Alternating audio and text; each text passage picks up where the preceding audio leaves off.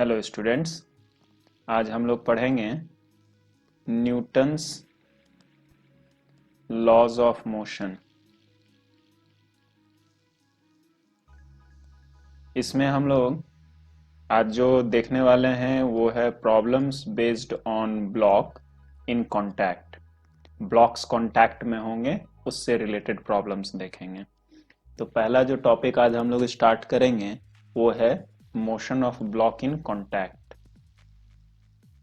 Motion of block in contact. इस type के question में जनरली आपसे force in contact, force in contact मतलब कांटेक्ट में रहने की वजह से कितना फोर्स लग रहा है, अप्लाइड फोर्स कितना अप्लाई करना पड़ेगा फोर्स सो दैट कि मोशन आ सके, अप्लाइड फोर्स क्या है, या फिर एक्सेलरेशन ऑफ द सिस्टम पूछा जा सकता है। एक्सेलरेशन ऑफ सिस्टम, ये तीन बेसिक चीजें हैं जिनके बारे में अक्सर सवाल किया जाता है। तो स्टार्ट करते हैं हम लोग। पहले सिंगल ब्लॉक देखते हैं, फिर उसके बाद डबल एंड मल्टीपल ब्लॉक्स के लिए सिचुएशन देखेंगे। तो पहला सिचुएशन में हम लोग देख रहे हैं सिंगल ब्लॉक है। अगर सिंगल ब्लॉक है तो इसके ऊपर जो फोर्स लग रहा है, मान लेते हैं कैपिटल एफ से हम डिनोट करते हैं जो इसके ऊपर फोर्स लग रहा है, और ये एक फ्रिक्शनलेस सरफेस के ऊपर में रखा हुआ है। तो अगर आपने एफबीडी बनाना सीखा है, that is free body diagram बनाना सीखा है, तो इसके ऊपर हम लोग फ्री बॉडी फोर्सेस दिखाएंगे। फ्री बॉडी सिचुएशन में कौन कौन से फोर्स इसके ऊपर एक्ट कर रहे हैं। एक फोर्स जो always towards the centre mg act करेगा, और एक फोर्स जो नॉर्मल रिएक्शन होगा वो अपवर्ड डायरेक्शन में एक्ट करेगा। सिंस ब्लॉक किसी भी तरीके से वर्टिकल डायरेक्शन में कोई मोशन नहीं दे रहा है, that is along y axis, तो जो नेट फोर्स है वो जीरो है। नेट फोर्स जीरो है, यानी कि दूसरे वे में कह सकते हैं कि यहाँ जो फोर्सेस आपको दिख रहे हैं that is normal and mg, ये दोनों एक दूसरे को बैलेंस किए हुए होगा। तो नॉर्मल फोर्स का वैल्यू mg के बराबर आएगा। अगर मोशन अलोंग x एक्सिस देखते हैं, अलोंग x एक्सिस, तो x एक्सिस में बॉडी के ऊपर में कौन कौन से फोर्स लग रहे हैं। तो x एक्सिस में देखेंगे तो केवल एक फोर्स लग रहा है, दैट इज F, जो हमने अप्लाई किया है। सो जो नेट फोर्स हो गया वो मेरा अप्लाइड फोर्स F के बराबर ही है। सो नेट फोर्स के लिए अगर हम ma लिखते हैं तो ma इक्वल्स टू F होगा, और A equals to force by mass होगा। ठीक है, आप शॉर्टकट के लिए ये याद रख सकते हैं कि ब्लॉक सिस्टम में जो रहता है वो नेट फोर्स बाय टोटल मास होता है। इसे ध्यान से यूज करेंगे, अलग अलग सिचुएशन में अलग अलग हो सकता है, तो थोड़ा संभल करके इस फॉर्मूला का इस्तेमाल कर सकते हैं। ये हो गया हमारा सिंगल ब्लॉक के केस में नॉर्मल रिएक्शन कितना लग रहा है, फोर्स कितना अप्लाई किया, एक्सेलरेशन कितना आया। अब हम देखेंगे double block system.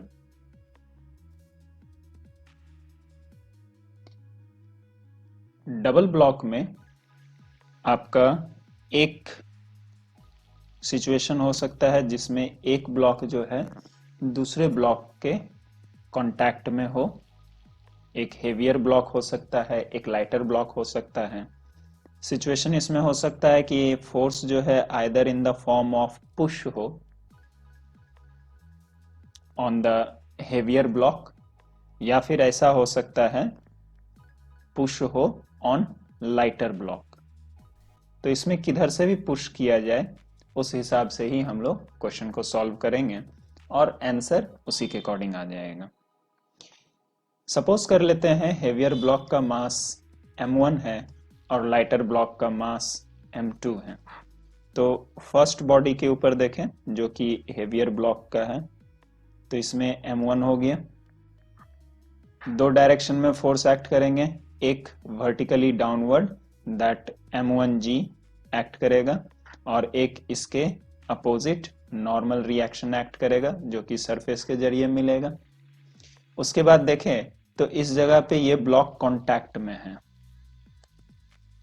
Block contact में होने की वजह से इस जगह पे एक कांटेक्ट फोर्स लगेगा, तो कांटेक्ट फोर्स के वजह से m1 के ऊपर में एक रिवर्स पुश आएगा, तो जो कि इस डायरेक्शन में होगा।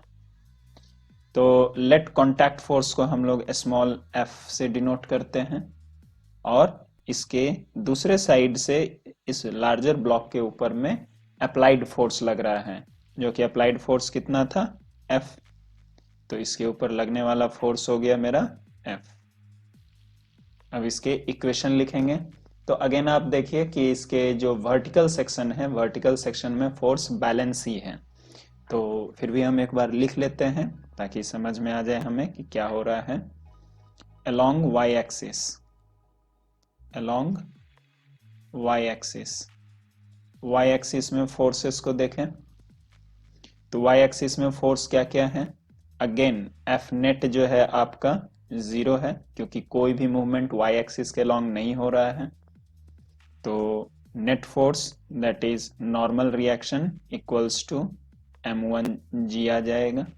कोई अगर इसे वेक्टर फॉर्म में भी देखना चाहे तो वो भी देख सकता है, उसके लिए इसे normal minus m1g equals to 0 करेंगे तो ये आपका आ जाएगा इक्वेशन। अब देखते हैं along x axis, along x axis, along x axis क्या बन रहा है। x एक्सिस के along बॉडी जो है अप्लाइड फोर्स के मोशन के डायरेक्शन में अगर एज्यूम किया जाता है कि ये मूव कर रहा है, कि इसके पास एक्सेलरेशन है, तो वो अप्लाइड फोर्स के डायरेक्शन में बॉडी नेट एक्सेलरेशन शो करेगा। लेट सपोज कि हॉरिजॉन्टल डायरेक्शन में जो नेट एक्सेलरेशन a लग रहा है उसके वजह से फर्स्ट ब्लॉक के ऊपर में जो नेट फोर्स है वो m1a है। तो इक्वेशन क्या हो जाएगा, जो नेट फोर्स के डायरेक्शन में जो भी फोर्स है उसे positive, that means applied force मेरा हो जाएगा पॉजिटिव साइन के साथ, और जो नेट फोर्स के अपोजिट में है वो हो जाएगा निगेटिव साइन के साथ। तो ये हो गया मेरा फर्स्ट इक्वेशन। ठीक है, अब रह गया हमारा जो सेकंड ब्लॉक था उसके ऊपर लगने वाले फोर्सेस के डायरेक्शन दिखाएंगे।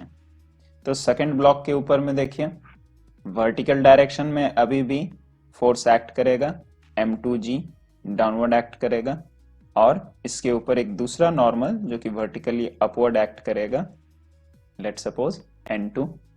इसके ऊपर लगने वाले हॉरिजॉन्टल डायरेक्शन में जो फोर्स है वो एक ही फोर्स है, that is due to contact force आ रहा है, और वो कॉन्टैक्ट फोर्स इसको पुश करेगा।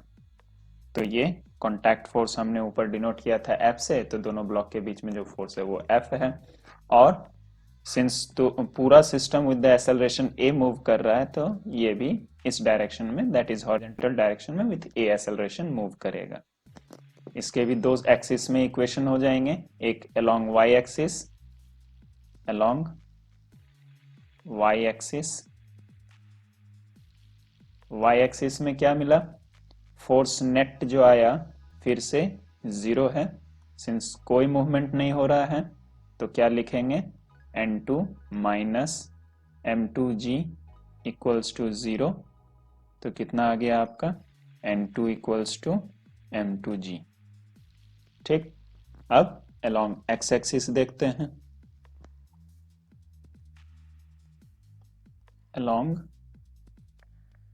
x एक्सिस, x एक्सिस के along देखें फोर्सेस क्या है।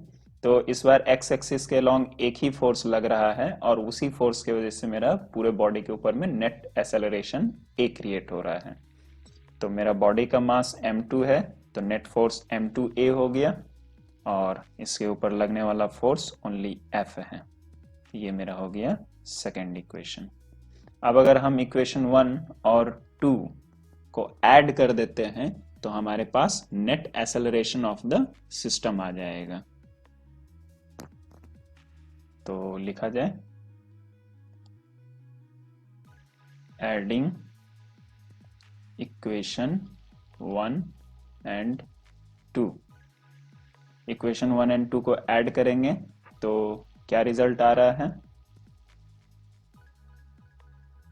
m1a इक्वल्स टू क्या आया था, नेट फोर्स जो उसके ऊपर अप्लाइड है minus the contact force. Second equation क्या था, m2a equals to contact force. दोनों इक्वेशन को ऐड अप करेंगे तो जो मेरा कॉन्टैक्ट फोर्स का टर्म है वो टर्मिनेट हो जाएगा। सो आपके पास टोटल वैल्यू कितना आ गया, m1a plus m2a equals to applied force. Solve करोगे तो आप इसे कॉमन ले लोगे तो क्या आ जाएगा, m1 plus m2 equals to applied force. So acceleration आपका आ गया applied force by total mass of the system. Acceleration मिलने के बाद अब आ जाता है कॉन्टैक्ट फोर्स पता करने का। तो कॉन्टैक्ट फोर्स के लिए आप आइदर ऑफ द इक्वेशन 1 और 2 में पुट कर दो, तो देखो बेस्ट होता है कि अगर हम इक्वेशन 2 में पुट कर दें। सो अब कॉन्टैक्ट फोर्स निकाल लें। Contact force F equals to m2a, तो इसको लिख सकते हैं हम लोग m2 F divided by m1 plus m2। तो ये हो गया आपका कॉन्टैक्ट फोर्स। तो इस तरीके से आप एक्सेलरेशन और contact force for the two body in contact निकाल सकते हैं।